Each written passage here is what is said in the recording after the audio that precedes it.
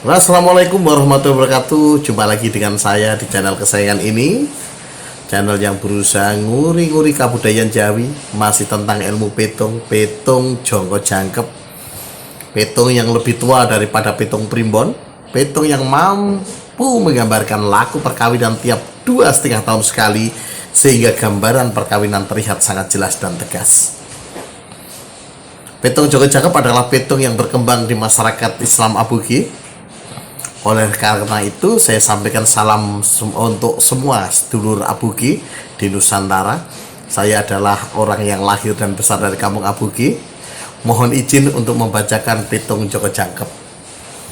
Kali ini saya akan bacakan petung untuk pasangan Selasa Pon dan Rabu Pahing. Siap-siap ya, yang akan menikah Rabu Pahing dan Selasa Pon, atau Selasa Pon dengan Rabu Pahing. Selasa Pon itu neptunya 10, Rabu Pahing itu neptunya 16. Bagaimana jika neptu ini bertemu? Ya, saya mulai ya tadi.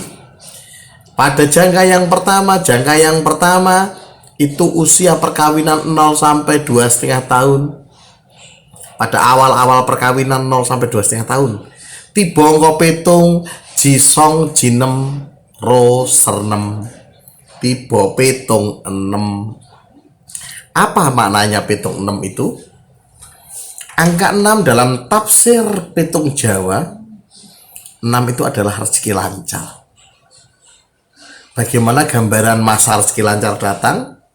Gambarannya adalah pada usia 0 sampai 2,5 tahun, pasangan Rabu Pahing dan Selasa Pon ini mendapatkan gambaran adalah rezeki yang begitu lancar. Dari segala penjuru, dari yang terduga maupun tidak terduga, segala urusan membuahkan hasil, ya, karirnya bagus, banyak hal yang bisa diperoleh pada masa ini. Intinya kepenak, yang Mas Bayu. Jadi gatuan itu sendiri dianggap apa itu soyo akeh rezeki lancare, kalau rezeki besar itu dianggap bagus. Nah, dan nyiri petung papat atau tiba musibah atau tiba pati, selama petungnya apik apik mau, saya yakin sing apik mau berarti jos. Tapi walaupun petung apik nek ketiban tiba papat tetap elek. Nah, ini pasangan Selasa Pon Rabu Pahing ini dapat satu petung rezeki lancar pada awal perkawinan. Yang sudah melewati masa perkawinan ini, silahkan di cross check pada masa awal perkawinan jenengan. Oh iya ternyata kok gampang-gampang ya pada awal nikah ya. Pengen iki yo kecekel, pengen iki kecekel, pengen apa-apa kecekel. Ya sebab panjenengan pada masa rezeki lancar. Sekarang masuk pada jangka yang kedua. Jangka yang kedua itu adalah masa perkawinan 2,5 nganti 5 tahun. Tibongko pitunge jiji ro sero. Tiba petung loro. Petung loro iki apa tafsire? Angka 2 di dalam petung Jawa kuno semacam ini, angka 2 itu tafsirnya adalah saling menyalahkan.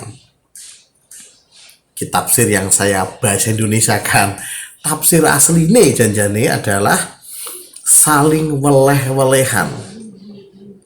Ya, karena saling weleh-welehan ini weleh-welehan ini gambarannya Kang Mas Bayu. Nah kan biar tak kandani rak kena. Lah saiki sambat ngopo? Lah iku melehke carane. Lah iku opo kaya gini. Lah biar tak kandani piye? Lah saiki kok malah sambat-sambat opo? Lah istilahnya ada kekecewaan terhadap kesalahan mengambil keputusan di masa lalu, kemudian dilontarkan di sini. Terus jadi saling ngono. Lah kowe ora ngelingno. Wis tak eling ora kena. Lah salahmu dhewe. Lah tak kandani ini lho, kok intine kayak gitu. Saling meleh-melehan terhadap sebuah keputusan, artinya ada posisi kecewa di sini. Karena apa? Yang menyebabkan tidak tahu. Nanti akan datang sendiri dan jenengan akan merasakan sendiri.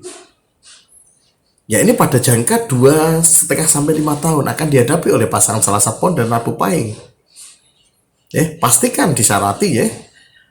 Apa fungsinya disarati? Disarati fungsinya mengurangi dampak. Tidak bisakah diloncati? Jawabnya tidak. Petung itu paten, tidak bisa diloncati, yang bisa hanya dikurangi dampaknya. Lah aku nek petung iso diloncati kabeh, lah apa fungsinya nek petung? Ya, begitu. Bagaimana cara mensyaratinya? Ben dampaknya tidak begitu menjalar kemana-mana dan tidak jadi parah. Panjenengan bisa melihat video lain di channel ini, cara mensyarati petung loro, petung dua. Ada videonya. Sekarang masuk jangka yang ketiga. Jangka yang ketiga itu usia perkawinan 5-7,5 tahun. Tiba angka pitunge jiro ro serpat. Nah iki tiba pitung papat. Nah ini saya harus terus terang pada panjenengan, petung papat ini petung yang paling buruk di dalam petung Jawa Jongko Jangkep. Primbon juga demikian. Petung papat itu yang disebut sebagai petung nek cara primbon disebut sebagai tipe pati. Kalau dalam petung Jongko Jangkep disebut sebagai petung musibah.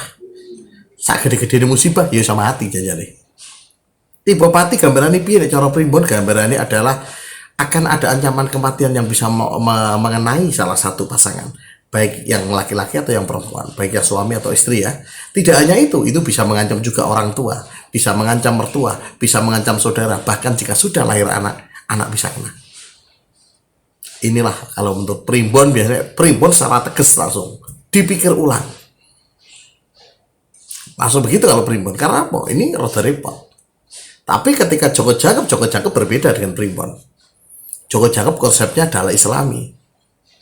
Nah, jenengan tiap nikah ya bismillahirrahmanirrahim. Karena urusan urip mati adalah urusannya Gusti Allah. Tidak ada ilmu petung manapun yang bisa menebak kapan kematian seseorang.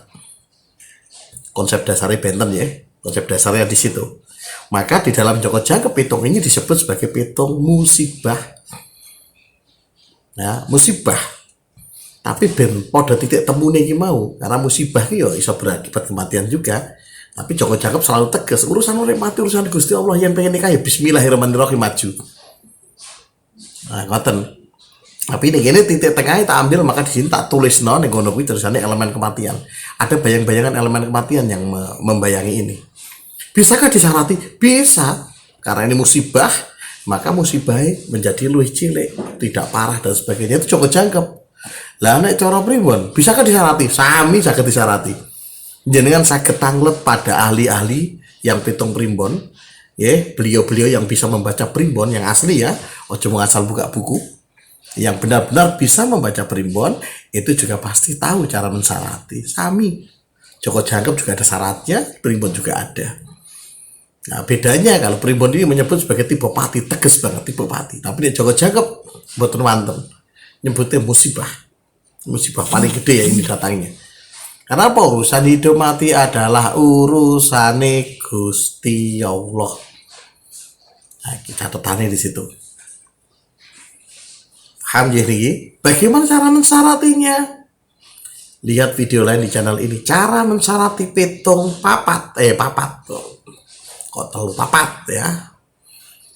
Bisa dilihat. Selanjutnya Jongko sing kepapat. Jongko sing kepapat itu usia perkawinan 7,5 sampai 10 tahun. Dieling-eling 7,5 nganti 10 tahun. Tipe angka pitunge 7,4 ro serji.